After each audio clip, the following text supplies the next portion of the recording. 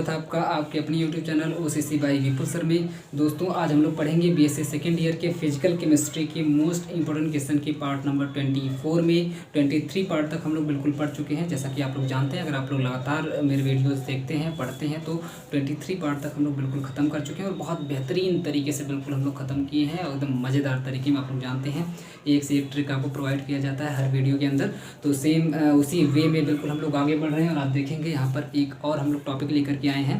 एक टॉपिक नहीं बोलना चाहिए इसको, क्योंकि इसमें सिर्फ एक टॉपिक नहीं, इसमें ढेर सारे टॉपिक्स आप देखेंगे, इतने टॉपिक्स लेके गए हैं तो ढेर सारे छोटे छोटे नन्हे मुन्ने वाले, वही पिछला वीडियो आपका नन्हे मुन्ने बच्चे वाले ढेर सारे यहाँ पे जो इसका पापा है थर्मोडायनामिकल प्रोसेस। इस पूरे वीडियो का अगर नाम दिया जाए, यानी कि ये जो पूरा वीडियो आपका है इसमें ये जो नन्हे मुन्ने आपको बच्चे दिखाई दे रहे हैं, इनके पिता का अगर नाम बताया जाए, इनके पापा कौन है, तो इनके पापा का बेटा यहाँ पर थर्मोडायनेमिक प्रोसेस है ना। तो आज का जो हम लोग का टॉपिक है वो क्या है, थर्मोडायनेमिक प्रोसेस। सब पढ़ाने ही देते हैं यार, ये देख रहे हैं, तब तक चिल्लाने लगे सब।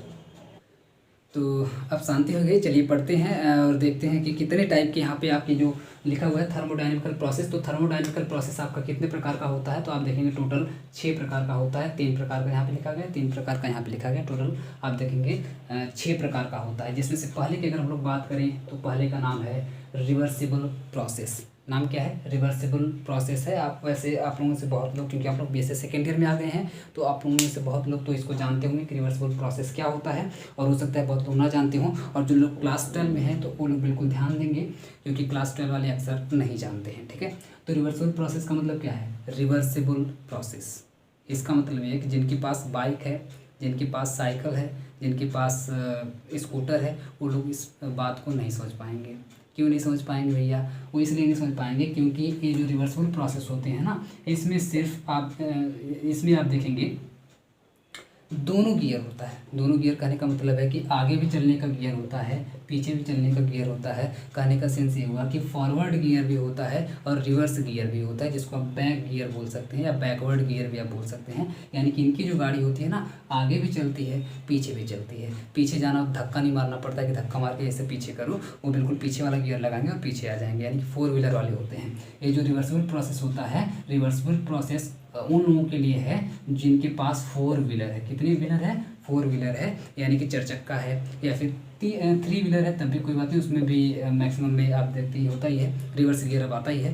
तो ये उन लोगों के लिए है, यानी कि जिनके पास 4 व्हीलर है या फिर जिनके पास 3 व्हीलर है, यानी कि उनके पास बिल्कुल रिवर्स गियर भी होता है और आप देखेंगे फॉरवर्ड गियर भी होता है, जिसको आप या फिर बैकवर्ड गियर भी आप बोल लीजिए। तो फॉरवर्ड और बैकवर्ड गियर दोनों होता है। Those thermodynamical process which takes place in both direction, forward and reverse, यानी कि backward, forward and backward दोनों आप बोल सकते हैं कि those thermodynamical process in which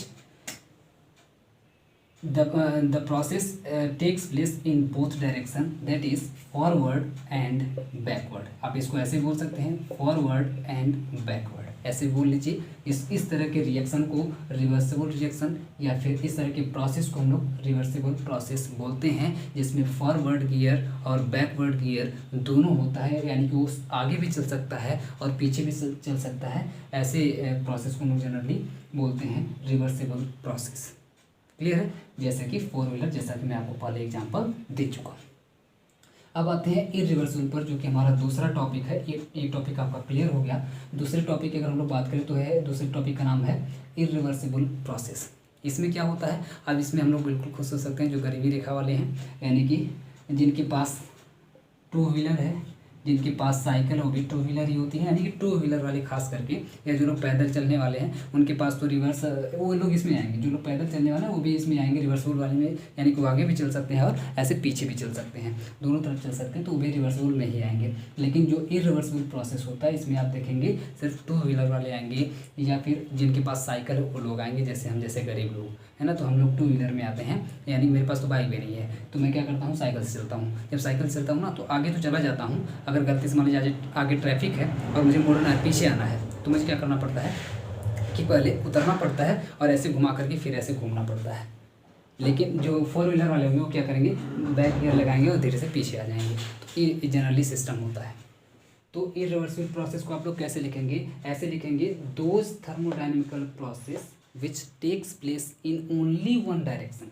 कौन सा डायरेक्शन आप लिखेंगे यहाँ पर, only one direction, only one direction, या फिर ऐसे बना लीजिए सिर्फ एक डायरेक्शन में जो ऐसे प्रोसेस या ऐसे रिएक्शन जो सिर्फ एक दिशा में या एक डायरेक्शन में सिर्फ चलते हैं, वैसे प्रोसेस को या फिर वैसे रिएक्शन को हम लोग बोलते हैं इरिवर्सिबल प्रोसेस या फिर इरिवर्सिबल रिएक्शन बोल देते हैं। क्लियर है?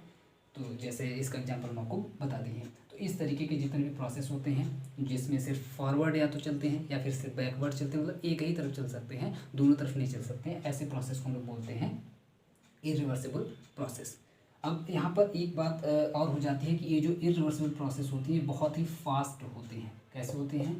तो फास्ट होते हैं। फास्ट इसलिए होते हैं क्योंकि आप देख रहे हैं कि सिर्फ एक ही तरफ चलना है ना, पीछे ध्यान नहीं देना है, सिर्फ एक बार एक तरफ ऐसे चल रहे हैं तो बिल्कुल चलते चलते निकल जाएंगे, है ना, कहीं हम कैमरे से बाहर ना चले जाएं। तो इस तरीके से आप देखेंगे बिल्कुल एक ही तरफ ऐसे चलना होता है, और जब एक ही तरफ चलना होता है तो आप देखेंगे कि बहुत ज़्यादा फास्ट होते हैं क्योंकि दिमाग एक ही तरफ लगाना होता है, और जब दिमाग दोनों तरफ लगाना होता है तब दिक्कत होती है, तब आप देखेंगे ये रिएक्शन स्लो हो जाता है क्योंकि ये रिवर्सिबल होता है, दोनों तरफ दिमाग लगाना पड़ता है। जब एक तरफ दिमाग लगाना रहे यानी कि सिर्फ एक तरफ जब चलना रहे तो आप समझ सकते हैं कि वो रिएक्शन यहाँ पर फास्ट हो जाएगा, वो प्रोसेस आपका बिल्कुल फास्ट हो जाएगा। तो इसमें आप लिख सकते हैं कि इट इज़ टू फास्ट, है ना। नेक्स्ट पर अगर हम लोग आएँ तो नेक्स्ट का नाम है आपका आइसोथर्मल प्रोसेस। देखिए आइसोथर्मल, और यहाँ पे लिखा हुआ है आइसोबारिक, यहाँ पे लिखा हुआ है आइसोकोरिक, यहाँ पे लिखा हुआ है एडियाबेटिक। इसको हम लोग छोड़ देते हैं, इसको अभी हम लोग लास्ट में पढ़ेंगे, पहले इतने को देखते हैं। इसमें अगर आप लोग देखेंगे आइसोथर्मल, तो थर्मल का मतलब भाई क्या होता है? थर्मल का मतलब होता है टेम्परेचर। थर्मल का मतलब क्या होता है? टेम्परेचर। बारिक का मतलब क्या होता है? प्रेशर। बारिक का मतलब क्या होता है? प्रेशर।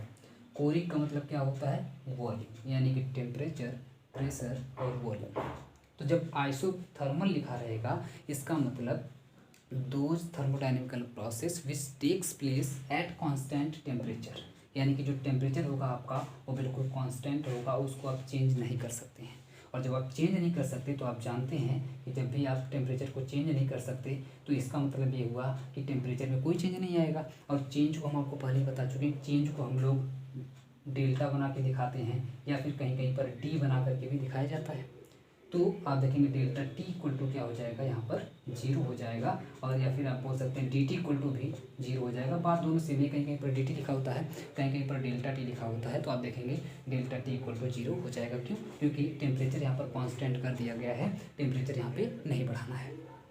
तो ऐसे प्रोसेस या ऐसे थर्मोडाइनमिकल प्रोसेस जिसमें टेम्परेचर कांस्टेंट कर दिया जाए, यानी कि एट कांस्टेंट टेम्परेचर पर वो रिएक्शन करवाया जाए या फिर वो प्रोसेस करवाया जाए, तो ऐसे प्रोसेस को बोलेंगे आइसोथर्मल प्रोसेस।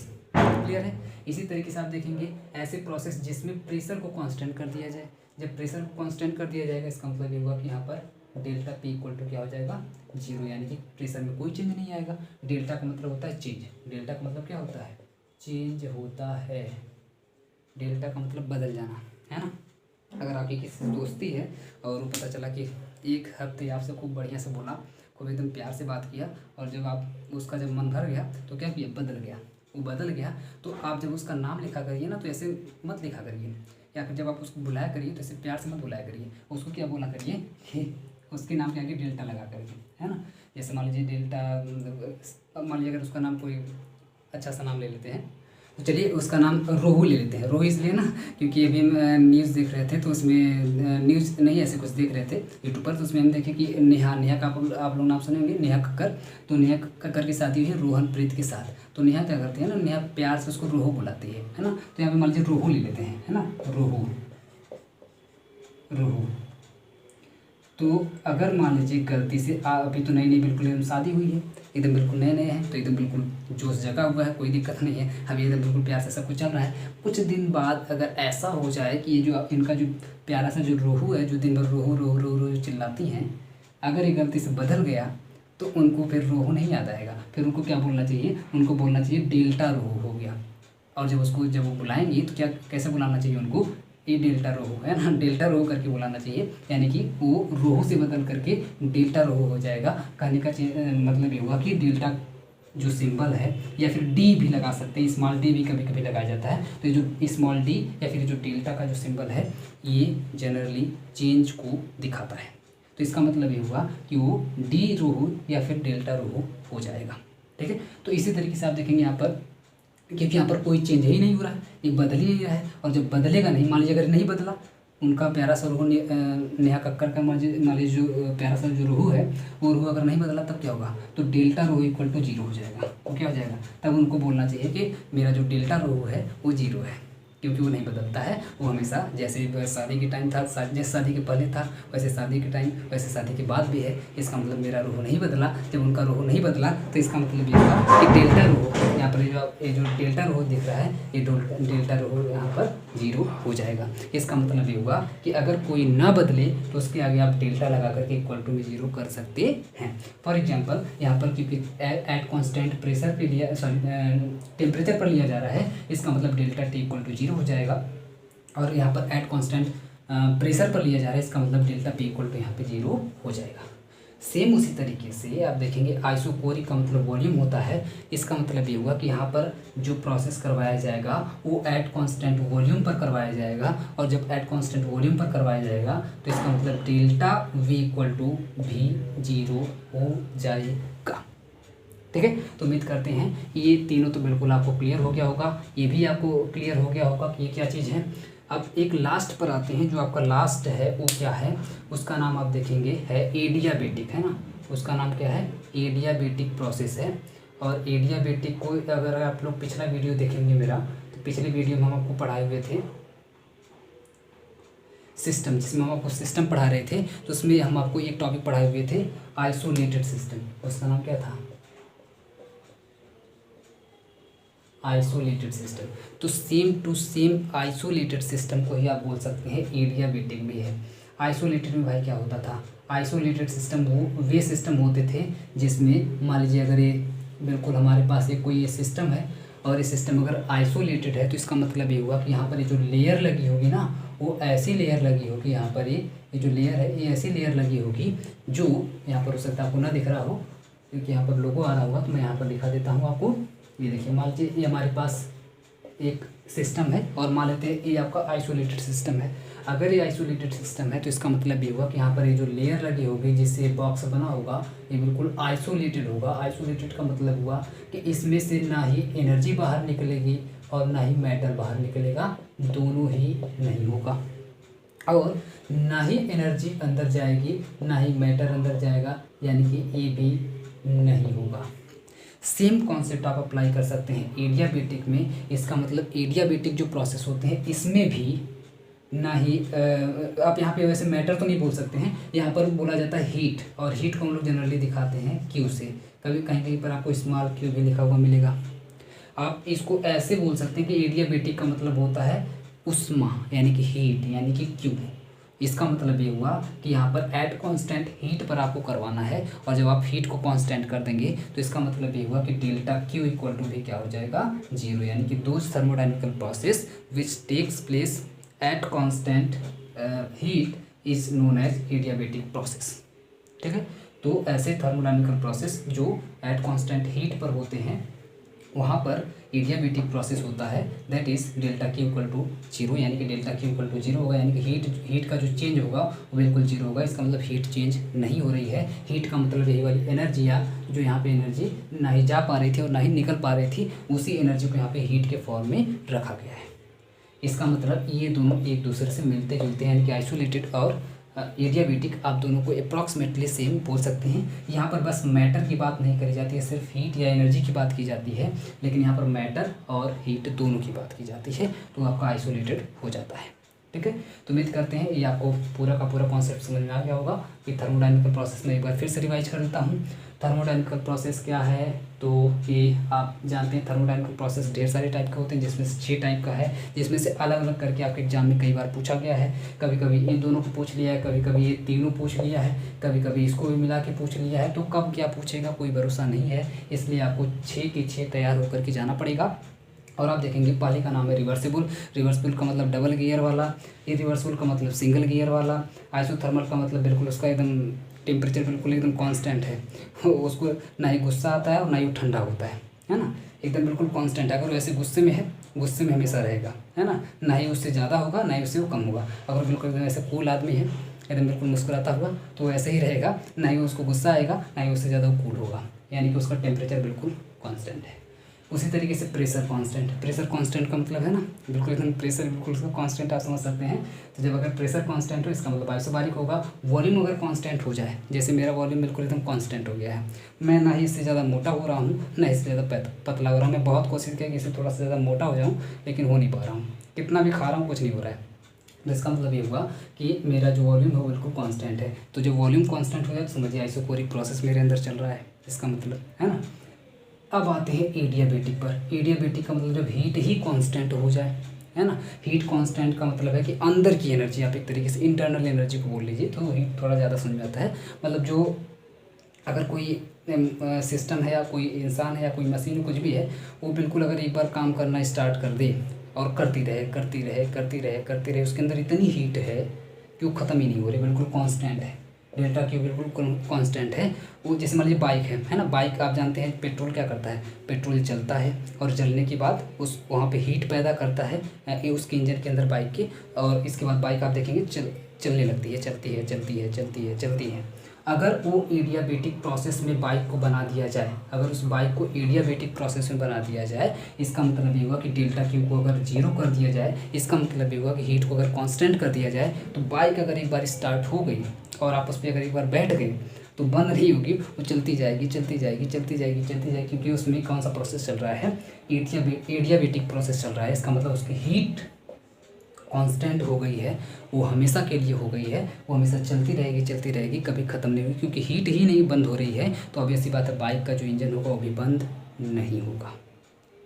ठीक है, तो इस तरीके से आप देखेंगे, मुझे लगता है कि 6 के 6 आपको बिल्कुल तैयार हो गए होंगे। बहुत ही आसान तरीके से, मज़ा भी आया होगा आप लोगों को पढ़ करके। तो अगर बिल्कुल मज़ा आया है, अच्छा लगता है मुझसे पढ़ने में, तो प्लीज़ आप लोग कमेंट करके बताइएगा कि कैसा लग रहा है आप लोगों को, कैसा फील होता है मेरे साथ।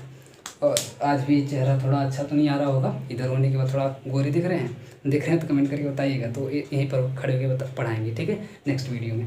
तो जल्दी ये सारी व्यवस्थाएं और हो जाएंगी, बाकी की जो बची हुई हैं।